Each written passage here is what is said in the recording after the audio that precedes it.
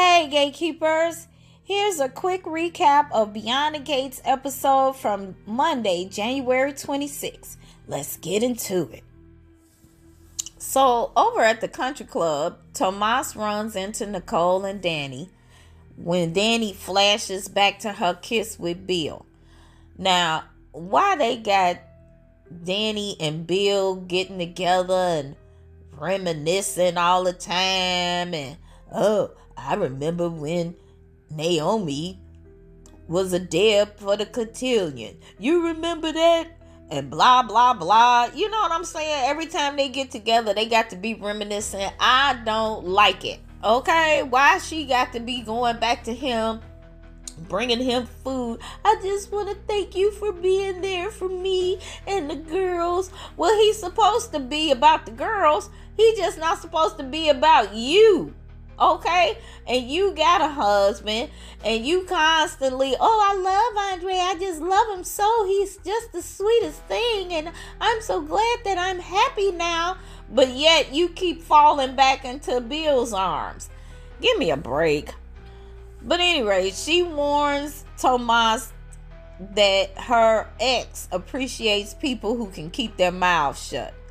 Now, when Tomas steps away for a client dinner with Bill, Dani demands to know which man in Nicole's life is responsible for her glow. And Nicole is like, Carlton. And did y'all go further? Did y'all bang bang? Yeah. What? Ooh. So how was it, girl? I mean, was it good? Was it bad? Is he tall? Is he short? Hey, what? Give me the deets. Anyway, Nicole goes on to say that she's trying to figure out who she is without a man. Because according to her, Ted was the only one that she's ever been with. You know what I'm saying? She has not put out her garden tool potential. So she is getting ready to put herself out there and see what's up. All right, Nicole, do your thing. Now, over at the table with Bill, Tomas reassures him that his lips are sealed, but warns he's playing with fire where Dani is concerned. And of course, Bill is like, first off, young blood, you need to stay out my business. But at the same time, letting him know don't make the same mistakes he did. Now, he thinks back of how when he first met Dani, and oh my gosh, it was love at first sight, dude. She was ferocious. And how she helped build him up and his career. But her love for him and their family replaced the love she had for herself, and she stopped being the woman he fell in love with. Everything she did for him was actually what pushed him away. But at the end of the day, he hates that they are not together again. He misses Dani for sure. Okay? At home, Anita comes to after briefly passing out. Vernon, oh my gosh. We got to call somebody. I'm going to call the doctor. I'm going to call the ambulance. I'm calling somebody. You just done passed out in front of me. Vernon, stop. I'm fine. No. Don't tell me you fine and you just done passed out in front of me. I'm not trying to hear that. I'm calling somebody. He gets on the phone and he makes a call. In the meanwhile, Sharon, it's time for you to go. You can go ahead on out here. She done passed out. She needs to go upstairs and rest. We'll see you later. Vernon! Because I feel if I was there at the chemo session, none of this would have happened. Vernon! Sharon, you don't have to go nowhere. No. I'm going to go ahead on and go, But I'll be back, sister girl. You know that. Okay? Now, Vernon, I know you love me. Okay? But now that this is my second chemo session, I realize how the chemo is affecting me. I know now that I just need to keep myself hydrated. Otherwise that won't happen. So that won't happen again. Yeah, okay, whatever. All I know is that you passed out in front of me and I was scared. Do you realize I can't lose you? And then Anita says, but I'm sorry that I scared you, Vernon, but the reality of it all, you just might lose me. Oh, Vernon. Vernon ain't trying to hear old lady, and tears welling up in his eyes and all. It was such a sweet and touching moment, but it was the truth. It was the truth. It could happen and he could lose Anita. But Vernon is the type that, hey, I am not living without you. Period. Point blank. I'm not trying to wake up in this house, in a bed by myself without you. No, that's not happening. If anything happened to you, Vernon is on that I will meet you within the hour plan. We're going to be walking through the pearly gates together. Because I am not going to spend a moment on this earth without you. I feel you, Vernon. Meanwhile, Kat waits for Tomas the mannequin at Uptown. She interrupts Ted and Shanice's date. So, what's going on here?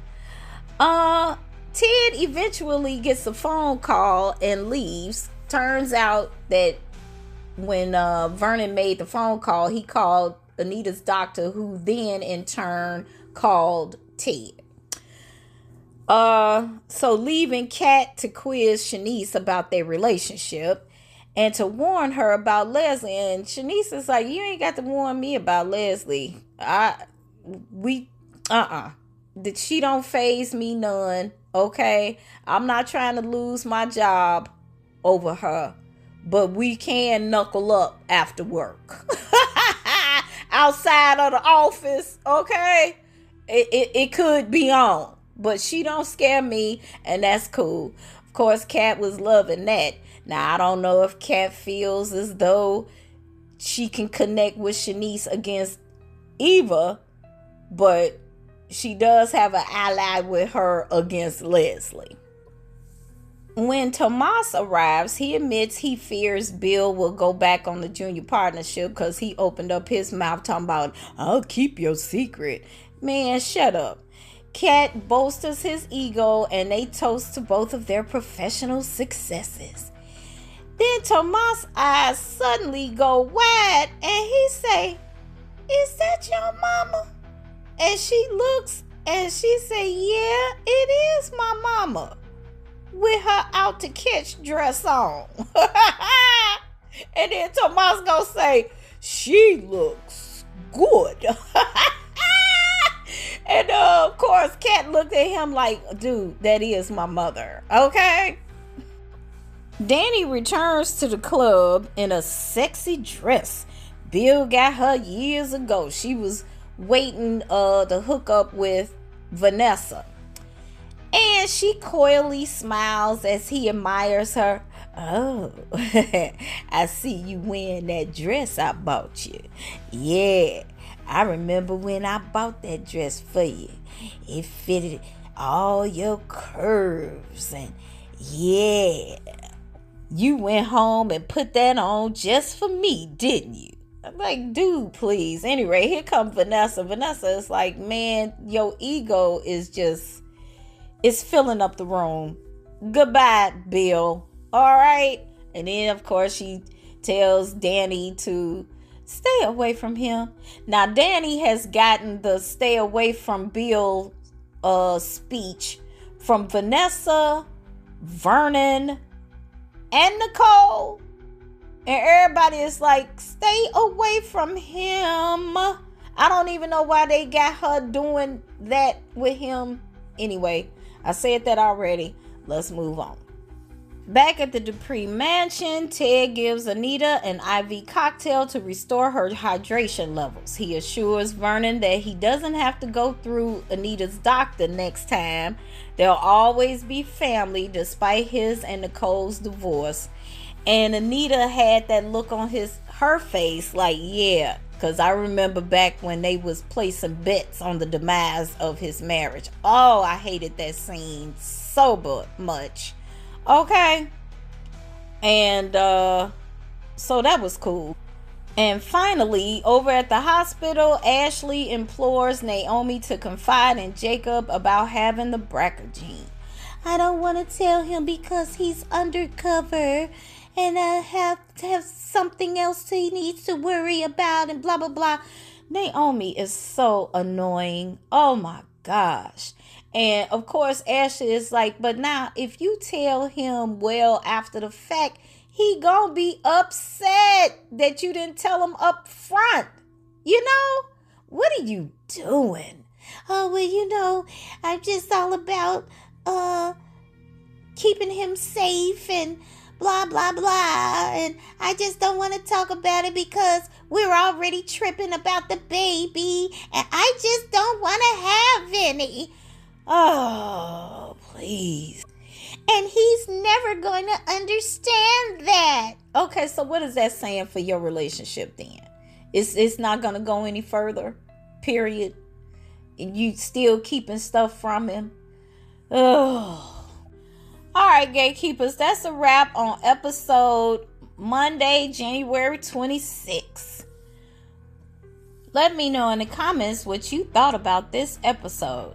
And don't forget to like, subscribe to the channel, and hit that notification bell so you never miss a recap from Weekly Soap Chronicles. Until next time, gatekeepers, I'll see you in the next video. Bye.